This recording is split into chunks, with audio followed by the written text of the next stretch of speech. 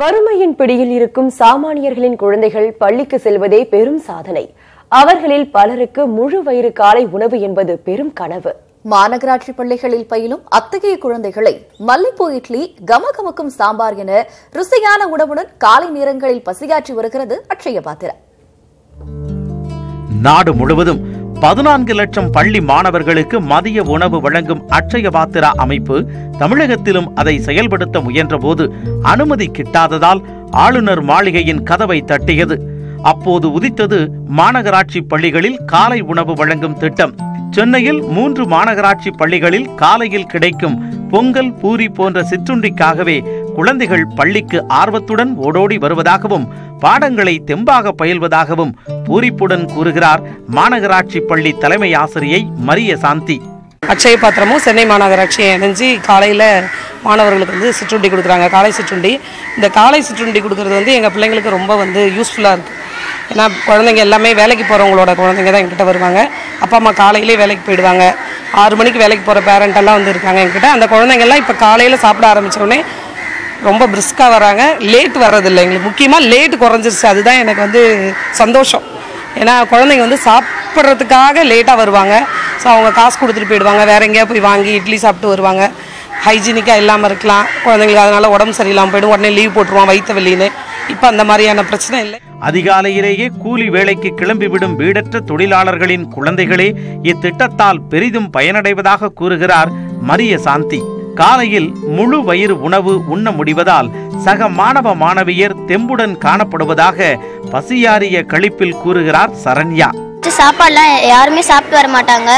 இப்போ சாப்பாடு போடுறதுனால நல்லா இருக்கு. எப்பவும் நல்லா தெம்பாக நல்லா படிக்கிறாங்க. ப்ரேயர்லேயும் நல்லா நிற்கிறாங்க. எல்லாம் கரெக்டாக சொல்கிறாங்க. இப்போ எங்களுக்கு சாப்பாடு போடுறது ரொம்ப பிடிச்சிருக்கு. மாநகராட்சி பள்ளியில் காலை உணவு வழங்கும் திட்டம் பெரும் சுமையை குறைத்திருப்பதாக கூறுகின்றனர் பெற்றோர். காலை உணவு தொடங்குறது ரொம்ப சந்தோஷமாக இருக்குது. எங்கள் பேரண்ட்ஸுங்க எல்லாருமே சந்தோஷமாக இருக்குது.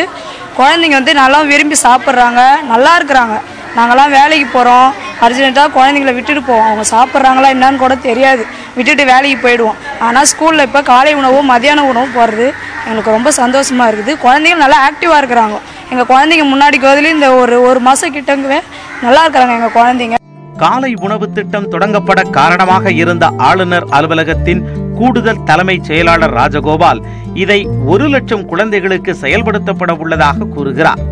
காலை உணவு கொடுத்தீங்கன்னா பள்ளிக்கு வரும் மாணவர்களுடைய எண்ணிக்கையும் கூடும், அவங்களுக்கு நல்ல ஹெல்த்தும் இருக்கும், அதே சமயத்தில் அவங்களுக்கு படிப்பில் அதிக கவனமும் இருக்கும் அப்படின்னு சொன்னேன்.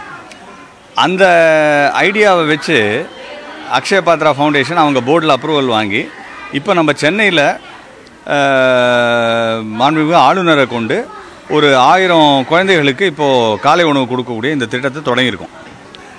ஆனால் வரும் கல்வி ஆண்டில் 1 லட்சம் மாணவர்களுக்கு சென்னை நம்முடைய நகரத்தில் 1 லட்சம் மாணவர்களுக்கு காலை உணவு திட்டத்தை கொடுக்கணும் அப்படின்ற அந்த திட்டத்தில் இப்போ செயல்பட்டு வந்திருக்கோம். இத்திட்டத்தை செயல்படுத்த ஒத்துழைத்த மாநகராட்சி பள்ளிகளுக்கு நன்றி கூறும் அட்சய பாத்திரா அமைப்பினர் பல்வேறு பள்ளிகளுக்கு அதை விரிவுபடுத்த திட்டமிட்டுள்ளனர்.